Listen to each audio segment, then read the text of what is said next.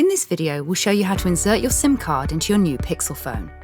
First, you'll need your SIM card that you'll use for your Pixel phone. If you have a new provider for your mobile service, they'll provide you with a new SIM card. If you're keeping the same provider but switching from another phone to your new Pixel, remove the SIM card from your old phone. On the bottom left side of your Pixel, find the SIM card slot. Take the SIM card tool that came in the box with your phone and insert it into the small hole. Gently remove the tray, place your SIM card into the tray, and push the tray closed. With the power button, turn on your Pixel phone. In a few minutes, your phone will connect to your new mobile data carrier.